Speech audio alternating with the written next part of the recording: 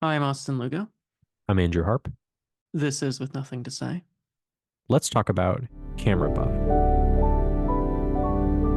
Before we get into this week's film, next week we're going to be watching Starship Troopers.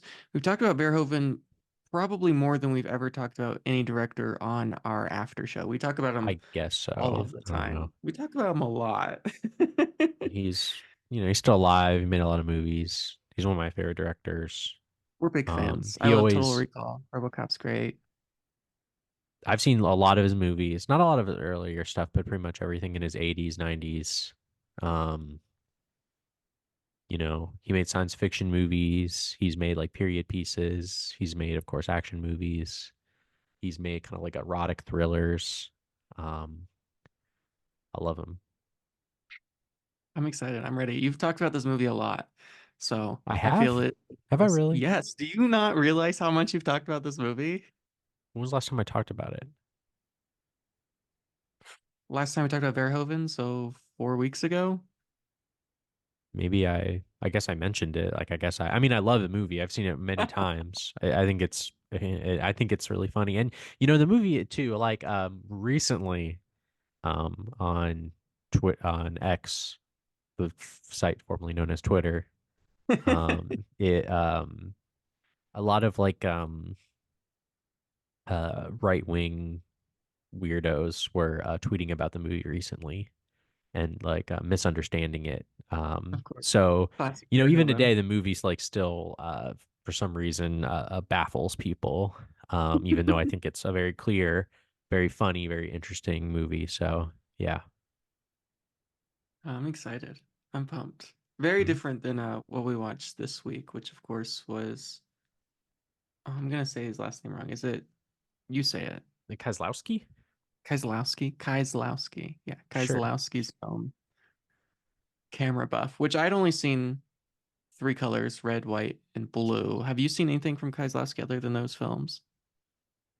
Um, no, I've seen some of his short films. Okay. Um, but in terms of features, I think it was just that trilogy that I've seen so far, I think. So there's something about that trilogy that film schools seem to really love. I mean, I'd seen it at every college I went to. They all showed it. I saw it when I went to NYU.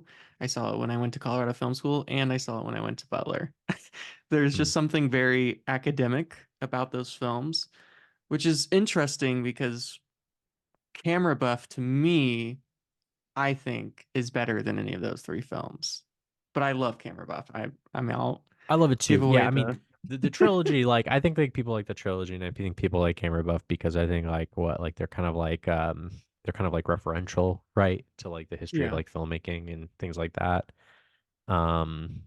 Making art, making film, stuff like that. But as like a single like film, as a single project, I do prefer Camera Buff, personally. I, I love how this film begins where the only reason he becomes the camera person for this Right. company is merely because he's the only one that owns a camera. Like they have no idea Right. how a camera Because he works, and lives he's in like, like "Oh, he's he the only lives one in that because has he it." lives like in a little village in Poland. So like he's the only um yeah, he's the only person in the whole village that owns one. He's got this old school film camera, even old school for then. I mean, it's this Yeah, ancient piece it's of like an 8 millimeter technology. camera, yeah. And he originally buys it because he wants to film his Hmm. daughter, right? It's daughter. It's not son, daughter. It's his daughter. Daughter. Okay, yeah. He wants to film the life of his daughter, as I'm sure every parent wants to do for their child. But the moment he buys the camera, immediately everyone constantly wants to be shot. Everyone wants to be on camera. And I think it's interesting. It's like we're at this moment in time. It's a very specific picture of how the world saw cameras and film, I guess, At least because in there's terms of still this weird, at least in terms of like Poland in this point in time, like late yeah, at 70s least communist Poland. Poland, yeah. There's this weird disconnect where whenever they ask him to film them doing something, last time they're just like standing around as if it's just taking a picture.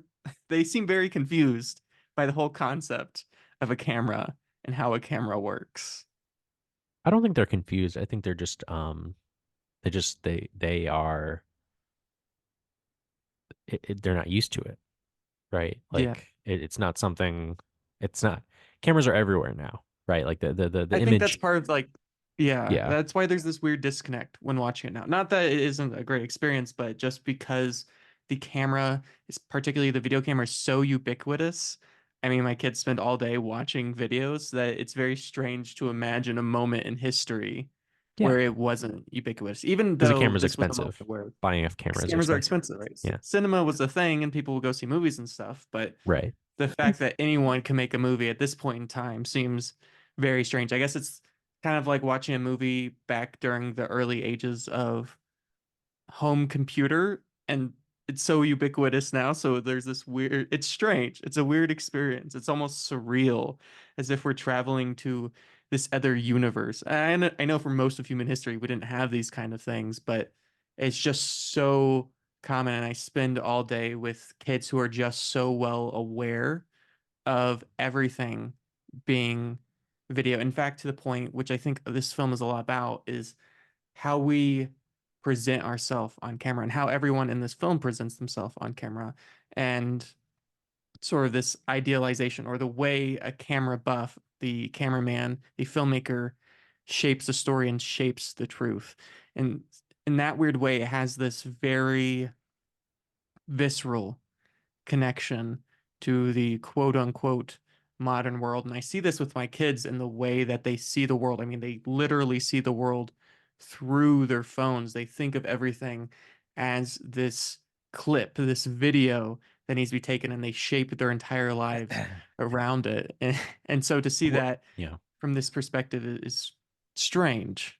I think the subjects are one thing, but I think it really I see where you're coming from, but I think what you're saying, I think more has to do with like our main character, Yeah. and how his life is quickly changed by what is essentially a curse he brings upon him and his family, right?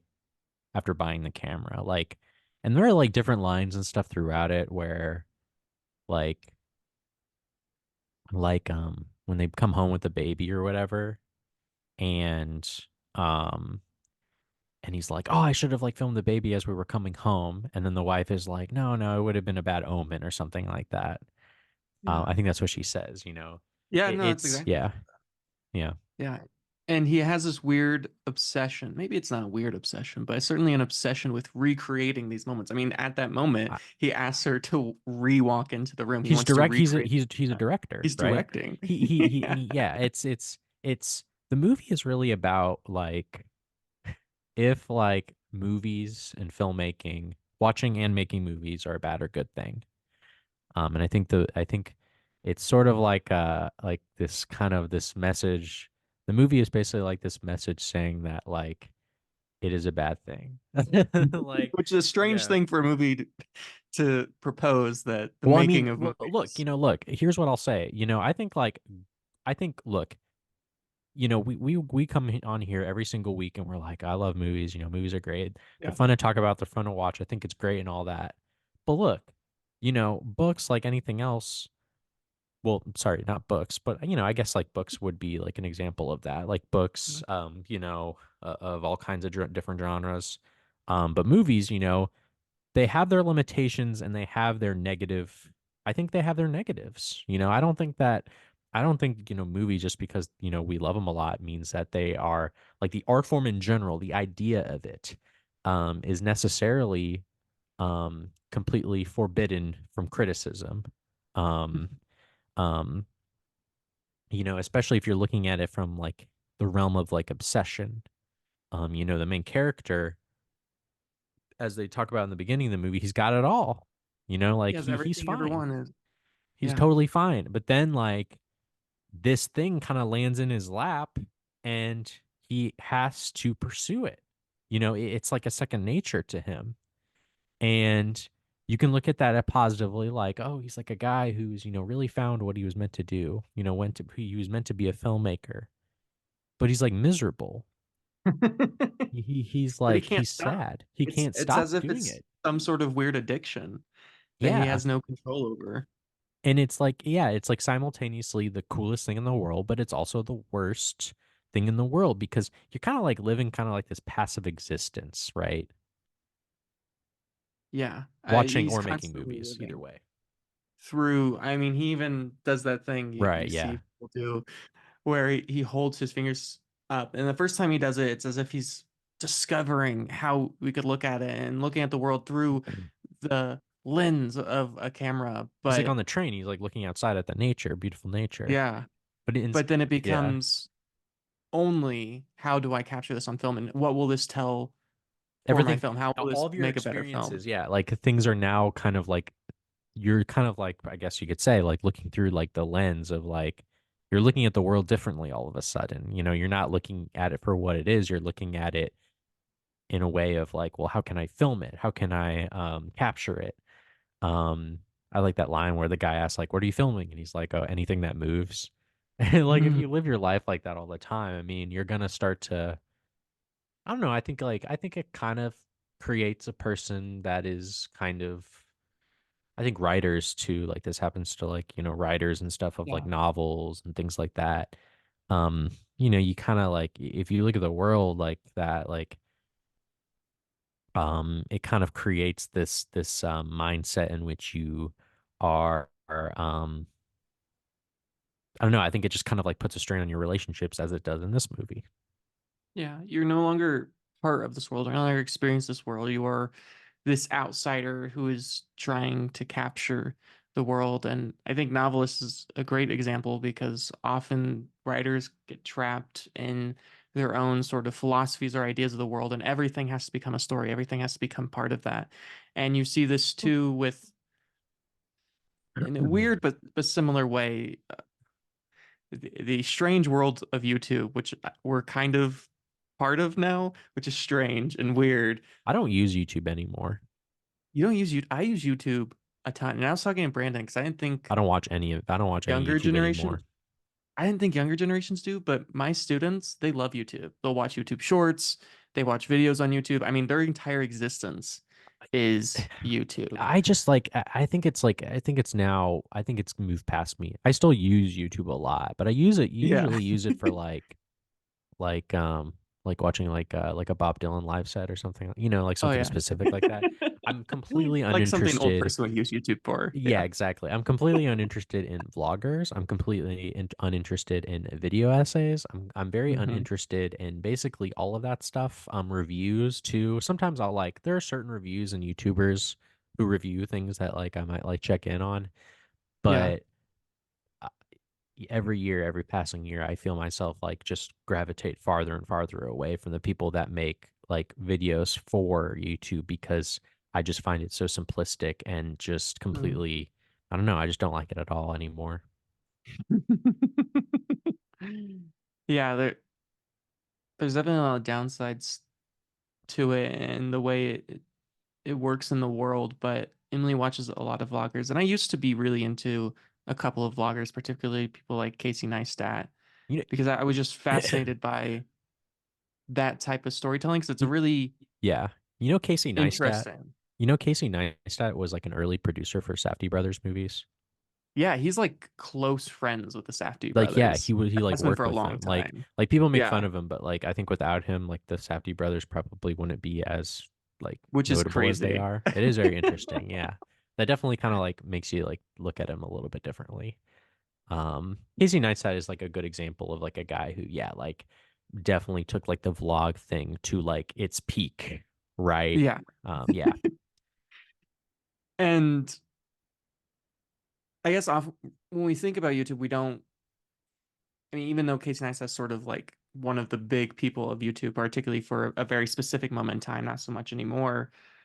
He kind of changed the way vlogs were made, and even now, because Emily still watches a lot of vlogs. I don't really watch vlogs the way I used to because I think it is a really interesting storytelling format. It's not really something that we had before really YouTube in the video sense. Of course, we had in the written sense for blogs or even before that with journals and things like that. But it's just this really weird and interesting way to tell a story. And Emily still watches it all the time. And I understand why. so many people hate vlogs because a lot of it is very lazy filmmaking. And these people seem kind of miserable because they capture every single moment of their That's what I'm life. saying. It just sounds And terrible. their life is just a Hmm. vlog, right? Every single thing that they do, they have to think about, well, hey, wait a minute. How do I capture this into a vlog? How do I tell a story from this? And I made a vlog for almost 3 years. I did it almost every single day. But it wasn't a And job. it wasn't a job, but there is something about it. It definitely changes Hmm. the way you see the world. And part of the reason I stopped doing it, of course, I had other things going on in my life, but I think a big reason I stopped doing it was it made me a little miserable. Like just everything had to be, how am I going to turn this Yeah. into a story? How am I going to shape this? I couldn't just enjoy a moment. I couldn't experience the world. Everything had to Yeah. be seen Yeah. through that lens. I And it love, was, yeah. And it immediately like affects that family, like immediately. Like there's no like ramp up. It's like immediately like no. a negative like thing that happens. Like I love the scene where he's like filming the baby like in the carrier, right? And then it kind of like Yeah. falls a little bit. And the mother goes to try to help the baby because it's like kind of fallen, not fallen, but like it kind of like it's like up like Shifts. it like shifts, yeah, yeah. Yeah. But Philip is like directing them. He's like, no, no, no, no, no, like this is a beautiful moment. Like he's This saying is it's a real. because yeah, it's like a or like a thing that has like the shift is like he's directing it as if uh, like he thinks like he's filming like a moment that is real, that is sort of like organic. And it Hmm. is, but he's also directing everything too, right? Like he's directing her to do this or that. And Yeah. she like makes a joke like the baby fell off the balcony. Would you also film that? I You know, felt like that. That was a great joke. it's very funny. Um, yeah, like he's it's he thinks that he's filming like these beautiful moments of his baby and his family and stuff like that, but he's like kind of still like in control, so it's not really like these kind of like organic moments that are happening that he's Mhm. capturing. Yeah. Yeah, there's this strange, and this is what I've seen all of Kawski's films that I've seen, this Polish depression, almost communistic No, yeah, blandness. they live like in this like yeah, so like in they live in like late 70s Poland, and the village that they live in, it's kind of nice. Like it's not actually like it looks very barren and gray and very brutalist, kind of communist, Yeah. kind of classic look to everything. But everybody seems to like each other, you know what I mean? It's probably Yeah. like a chill village to live in, and yeah. And I love too that because he's the camera buff, the factory hires him to Right. make films, and it's clear that he has this natural talent for it. He just, for He's an some reason, eye. there's something about him. He has an eye Yeah. for making films. And so so then there's this dichotomy where the factory wants him to make a specific type of film. And this is like the first quarter, Yeah. maybe even half of the film is specifically making that first film for the You mean factory about the anniversary? about the anniversary Yeah. and the way in which he wants to show real life. He wants to capture the real moment, filming people going to the bathroom and that sort of thing. Pigeons on the And windowsill. pigeons on the windowsill. And of course, our head of the factory guy is just He tries to censor very him. concerned with Yeah. capturing exactly what you would want. Like you go to any Fortune 500 company, they want something very specific for their anniversary Right. thing. Yeah. And it just baffles the mind of our protagonist here. He just can't like imagine. And I think it's the way he sees film because, and the way they see film in this piece is sort of film for commodity's sake. So film to sort of entertainment versus the films that he's trying to make, the They're capturing real trying, life, even but though they're trying to himself reflect is shaping reality. it. Yeah. But they're still like that's still He's still shaping it. yeah, exactly. Like even when you're trying to reflect reality in a movie, a documentary, whatever it is, like it still is like there's like the limitations are still there. Like the limit it'll never be able to actually reflect how it really is. No. Yeah, whether you're trying to film nature or a person or a person's life, or it's just like it's just never gonna it's just not really always gonna be the same. No, a film is a fundamentally biased form of storytelling. I mean, Yeah, the very it's fact quite that you have exploitive to as well. pick. Yeah, oh yeah, and you see that a lot in this. I mean, the very fact that you have to pick a place to put that camera, even if you do nothing else, if you merely put a camera in one place, where you put that camera will bias the audience to how they experience that, even if Yeah. everything else is exactly the same. It's and the fact that there is a camera in front of them, and we see that with the characters in this film, is the moment they are filmed, they immediately act differently. And of course, it's different than how we act in front of a camera, but it's still the same thing too, where we're sort of putting on this mask. It's this facade that we put on to try to be this person that we aren't really. And you can Uh, see people getting uncomfortable yeah. and shifty and all these different ways of reacting to it. But it's because we're all trying to be something that we're not. And I think in real life, we can ignore it. I mean, it still happens. We're always putting on masks for whoever we're with, but I think we're sort of exposed when it's in front of a camera and we can see that mask that we're trying to hide behind. I will say, to kind of like combat your point maybe a little bit. I agree with you, but also like I gotta I gotta uh um I gotta agree with my man Frederick Wiseman, who Love he doesn't watching. really believe that. He said in Right. interviews like he doesn't believe like in the idea that like when you put a camera in front of someone they act completely different. Um they act who they are. They are who they are, and even Hmm. if they're acting different, like if they're nervous or they're anxious or they're this or that, that's still them being who they are. And I think like the movie still like does a good job at that.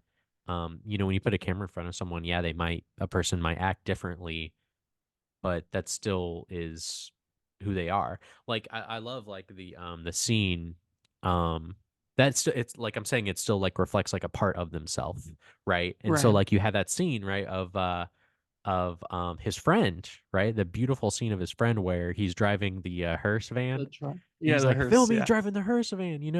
And he like goes outside and he's like, and he films up to his mom who's like waving from like the window or whatever. And then he like, and he kind of like goes back and forth a little bit. Like, that's his friend. His friend is fun. His friend is like he's like proud of like his like him of his van and of his mom, and Mhm. like he's like a proud kind of like fun guy. He loves driving around. It's like that. It's still kind of like a riff, and of course that goes back. Of course that that film that he shoots goes um into a very beautiful later scene, which is kind of like Yeah. another sort of, I guess, simultaneous defense and also a simultaneous positive slash negative um I guess results of like movie and filmmaking when the mother dies.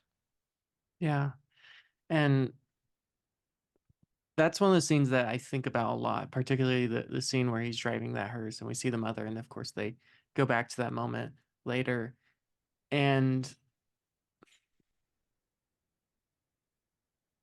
it makes me think about how, as you're saying, filmmaking has these two opposite ends that's sort of happening simultaneously, where it's shaping the world and it's shaping history, and it can be false and it can be directed, as it were, Yeah. but then also in a way that nothing else can, it can capture the past Yeah. and the things that have happened. It And that can was make part of it the can reason. it can bring our dead family members back to life.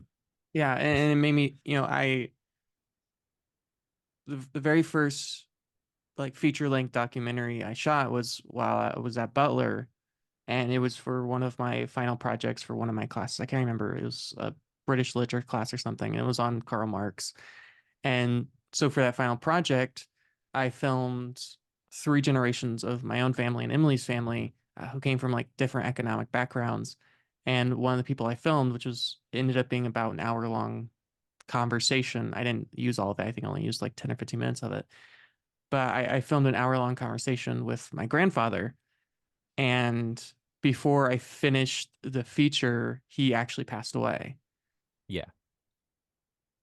And it was surrealist experience to be editing his footage. This person that I saw, 2 or 3 times a week. I mean, I was very close with them. I saw them all the time. I saw them at every family gathering. He lived only a couple of miles away from where we lived, and to be editing his footage, right? To literally be cutting out words that he's saying. And he's not only what he's saying, but it was an interview of him telling like his life story. So telling Yeah. about what it was like for him to be a child and growing up and raising my parents. And it's,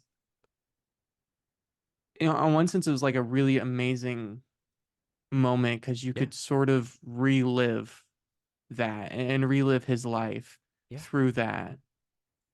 Mhm. And Yeah, yeah. yeah, No, I was gonna say, yeah. Kieslowski has a movie that is similar.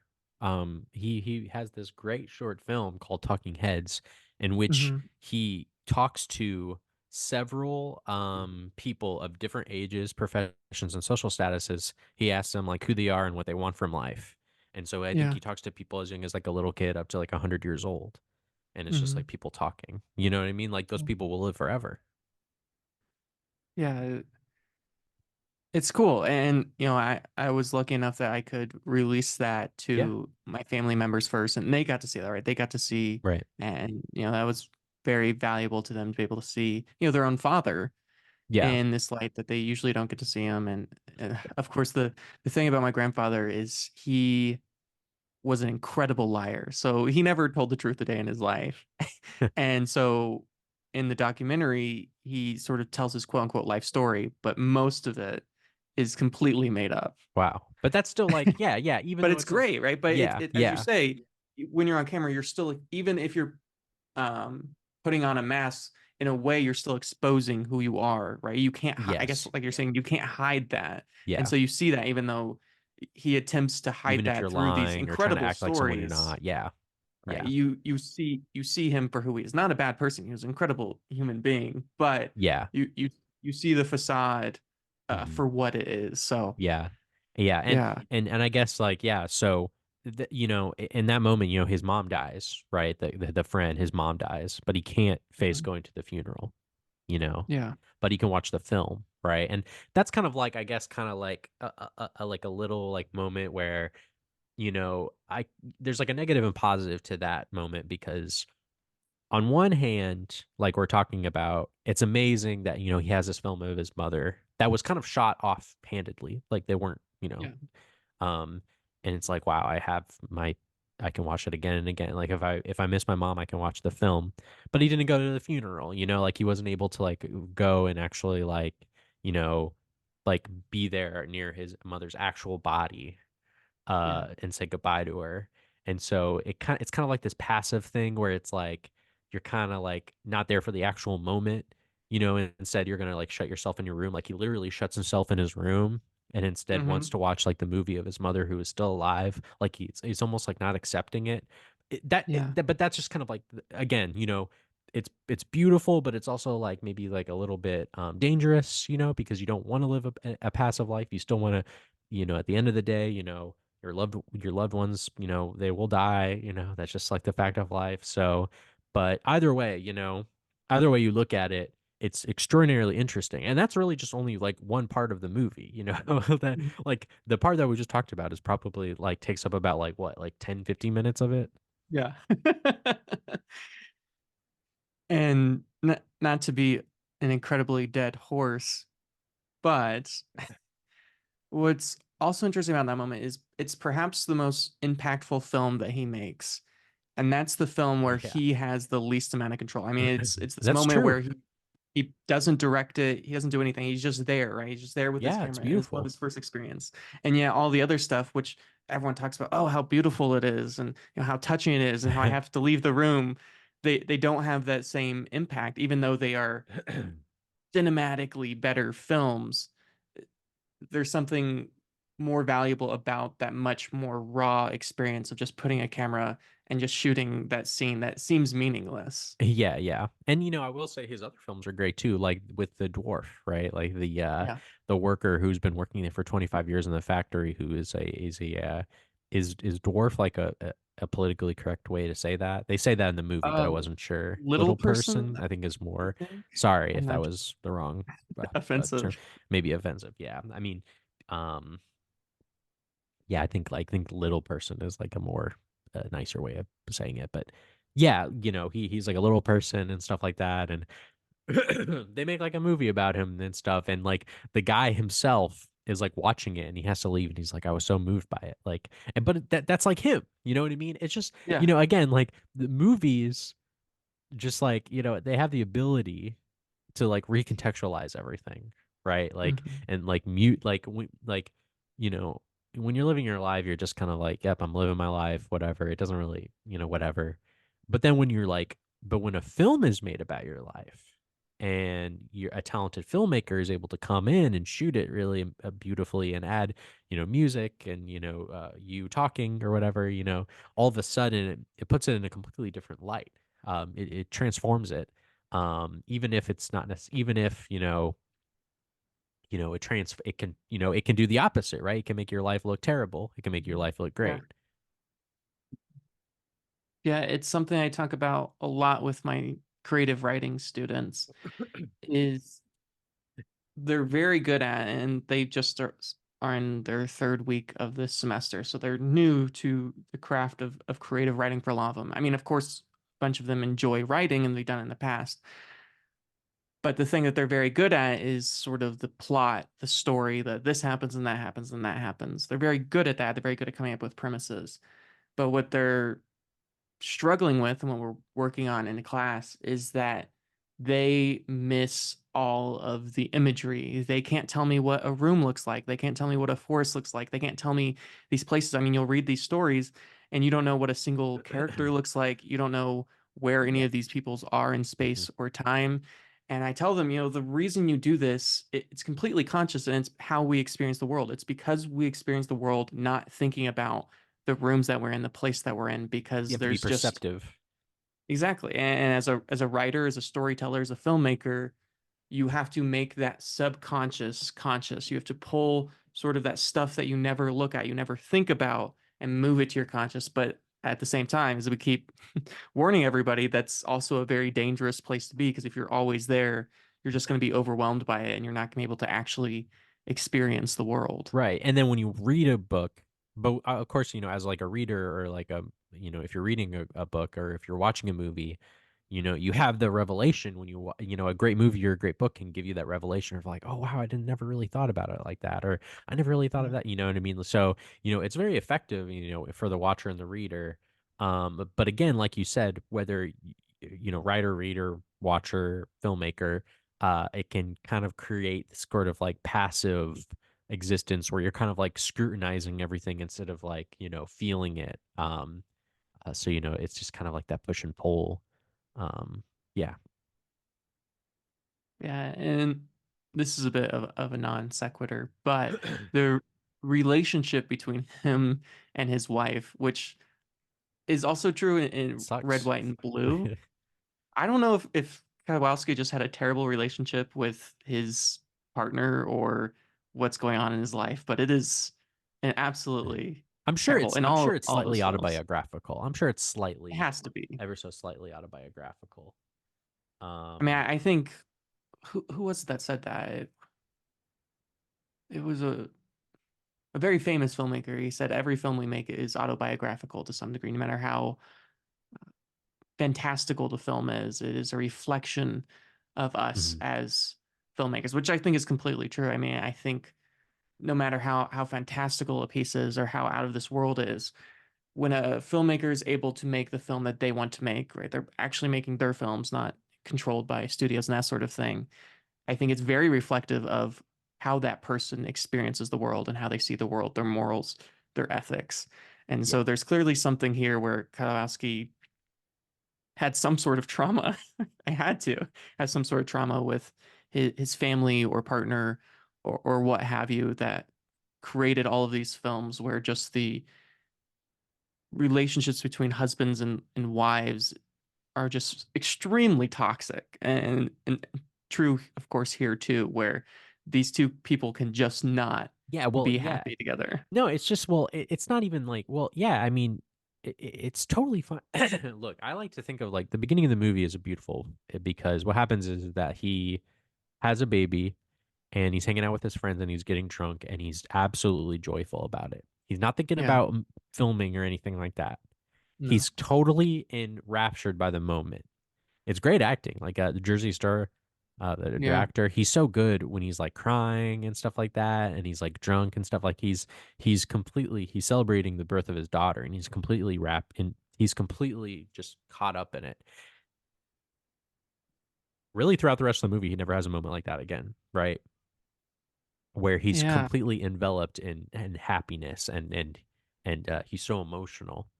Because again, he's thinking about everything now through the filmmaking lens, and of course, his relationship with his wife gets worse and worse and worse. It becomes more strained because he becomes more busy, distant. He develops a crush on that one woman too, and he's like calling her and stuff. He becomes just. He also develops this a sudden, I guess you could say, self-importance, right? Like Mhm. I'm an award-winning filmmaker, right? Like this is what I was meant to do. I don't want to quiet. Like, he suddenly says, I don't want a quiet life anymore. Yeah. And she's like, well, I do. We want different things, so therefore we should not be together anymore.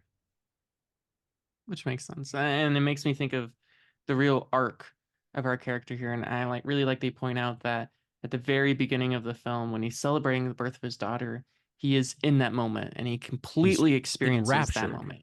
Just it literally enraptured in that experience. And the whole film is him growing more and more distant, not only from his wife and his daughter and his place of work and his friends, but just existence in and of itself, to the Mhm. point that when we get to the end of the piece, I mean, he's literally He's shooting right himself. shooting himself. So he's taking another step back. It's like right, we're so far away from experience that you cannot even experience life at Mhm. all without you literally having to film yourself. You can't even experience your own existence Yeah. without it being filmed. Yeah. This movie has so many things going on. It's kind of hard to like talk about them all, right? Like he goes to the film festival, he has like the movie studio, right? Like it gets like more and more he like more and more people like start working for it and stuff. Like it Yeah. becomes like a full-fledged movie studio. Like, they have that filmmaker come and visit them. That guy's a real filmmaker, by the way. Like in real life, like he's a real Really? Polish filmmaker who's directed Oh, that's like cool. I think on Letterboxd has said he directed like 90 movies or something like that. Holy shit. So he's like a very like a famous Polish filmmaker guy.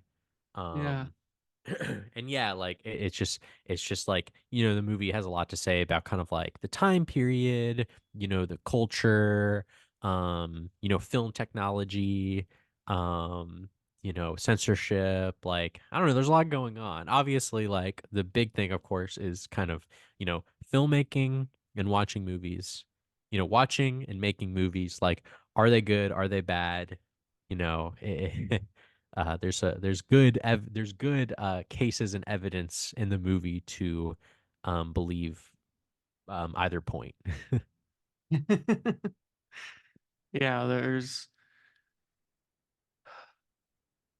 I guess this, as we said before, addiction that you have to walk this very fine line of when is a film something that we're creating for others and when does it become this thing that we utilize as a crutch and self-importance, as you point out from our protagonist, where he suddenly thinks that he is the be all end all. And the problem is the world kind of reflects that because he at first he doesn't believe he's anything, right? He's just making films to make films. And then someone tells him he's good at it, he's a natural, Yeah. and then he buys into that, Yeah, and then it kind of and goes down that yeah. rabbit hole. And he like meets with the filmmaker too when he goes like he sees a film and then the filmmaker does like a Q&A and then he along with other people start to like add like talking about film philosophically, Hmm. like talking about it like through the lens of like criticism and things like that. Um, he starts to kind of have this sort of he starts to think of it more, I guess, like academically, you could say. Although I Yeah. do like that line when he's like at the TV station and that guy who looks like he looks like a combination of Martin Scorsese and Stanley Kubrick, right? Like the filmmaker, the artist, quote unquote. He's there like bothering the TV producer. He leaves, and then the TV producer tells Philip, our main character, like, you don't fancy yourself an artist, do you? I suppose you consider yourself an artist, and he's like, no, no, I don't. And he's like, okay, good, you know, like,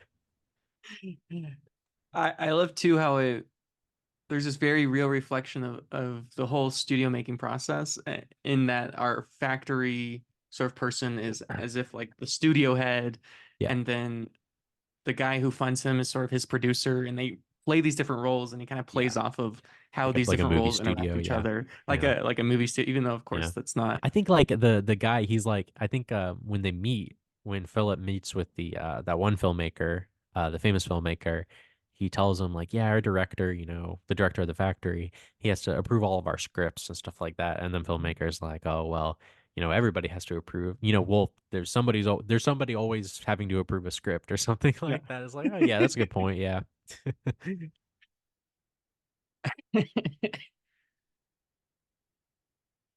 Yeah. So many incredible moments like that, and I always feel a little self-conscious as a uh, I mean, we're not really film critics. I mean, people listen to us talk about movies on end for some reason. And they kind of talk about this in the film, sort of this idea of what film criticism is, and how it fits into this world. And I think film criticism can very quickly become this dangerous thing where people become so concerned with the ideas that the critics have, and they're philosophizing that we sort of miss the point of making the movies and themselves. And it's this dangerous place that you don't ever want to be in. And I think sometimes that happens with a lot of movies where, or the way people experience movies. I mean, I talk to my kids, they'll talk about a movie as if they have seen it just because they saw a review from someone that they trust or they like, even though they have no interest in seeing the movie and will never go see the movie. And yet they feel as if they have experienced that film and will talk as if they have seen the film. And in their minds, they have seen that film, as if they don't even need to experience the film itself. This sort of secondary relation of the film is all you need, and you don't actually need to see the film itself. It's a very strange world, and I mean we've been on both sides of that as filmmakers and critics, and it's I don't know. I mean, I think at a certain time in my life, I hated film critics. I was like, you know, either you make movies or you don't make movies. Like, there's no in between. But then, like as an academic, we study films and we talk about films, and I think that's valuable. I don't know. I think it's valuable. I'm very I think it's yeah. overall very valuable because it at least like kind of, you know, legitimizes like I guess like the importance, whether it be a negative or positive effect of like films and movies. I think it's, you know, one of the most important, if not the most important art form of the past like, you know, century. So, you know, I think film criticism, I think film criticism is I think it depends on where you're getting your film criticism from, to be honest, whether it be from a video essay or a an amazingly written like Jonathan Rosenbaum, piece out of the Chicago Reader. Those two things are completely different. And not I'm not like talking down at anyone or anything like that, but it just depends on where and I think too, like, good film criticism, it's not meant to be like definitive.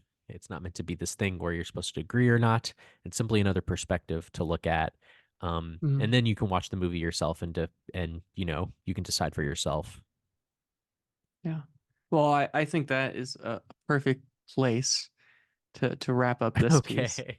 All So right. for all of you go watch this film, but Yeah, we'll it's give our great. final thoughts first, and then Yeah, you can all go watch this I film and mean, tell I us don't what know. you think. It's one thing I didn't mention is that it's really funny. It's a really funny It film. is. I think anybody who enjoys movies and filmmaking and stuff will really find it really funny and impactful. Really good acting. Looks great. Great locations. Just like a well photographed movie through and through. Really, there's nothing about it aesthetic wise that I wouldn't change. It's great. Um, I don't know, I really loved it. We could go on and on about the movie. I Yeah. think there's a lot to talk about in terms of like what it's trying to discuss. Again, in terms of kind of like the evilness of filmmaking, is it an evil thing to do? Is it an evil art form? Can it create a passive existence? Can it destroy our relationships? And I think, the movie posits that it can, but it also has its, importance. It has its, beauty. Um, and I love stuff like that. So, I'll give it a very, very strong 9 out of 10. Yeah, I agree with everything that you're saying, and there's something very personable to me about this film as someone who exists sort of in this world as a would-be filmmaker and critic and all of that silly sort of nonsense. And it makes me turn inward and look at my own life these past couple of years. Yeah, from the time that I was 18 years old until really last year, when someone asked me what I did, I always told them I was a filmmaker because we own a production company, we do this, we make movies. That's who I was, that's who I am. And this last year, I've been teaching at a school. And so lately, when people ask what you do, I usually say I'm a teacher, even though I still do all those other things. And it's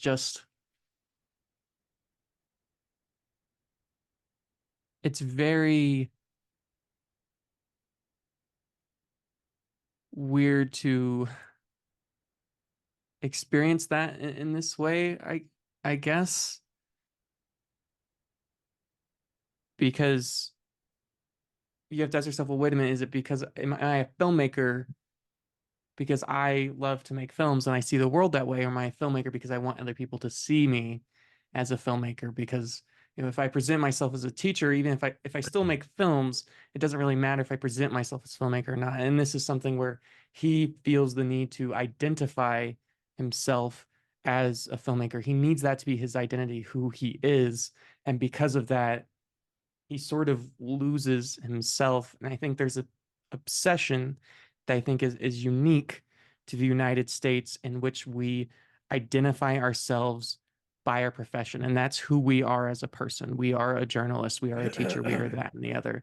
And it is a big part of our lives. And this is something that I try to get across to my kids that you will spend 40 hours a week for the next 50 or so years doing this. So make sure the career you choose is one that you love. It is a giant part of your life, but it's not the only thing that identifies you. You don't just have to be a doctor for your whole life. You can be more than just a doctor. You can be a doctor and also love to play guitar, and you can do these other things. You don't just have to be this one thing. And that's sort of the downfall of our protagonist here is he is only this. He is only this filmmaker, and because of it, he loses everything that made him happy. He loses happiness itself for the quote unquote sacrifice of art. But I think the film argues, and I think I could argue too, that art isn't worth all that. I think we put art on this pedestal that it's better than everything else. And we idolize these people who sacrifice everything for their arts, who literally sacrifice their lives for art.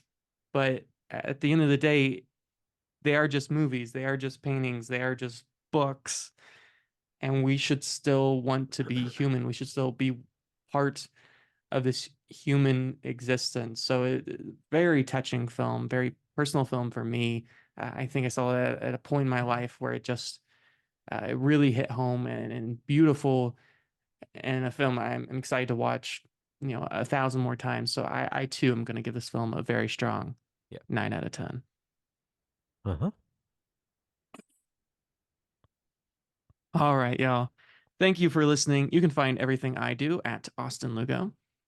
I'm on Letterboxd at Retro Ranger, RATR0 Andrew. And you can find this podcast wherever your podcast. You can on Instagram, TikTok, and YouTube at With Nothing to Say. And thank you all for listening. Thanks.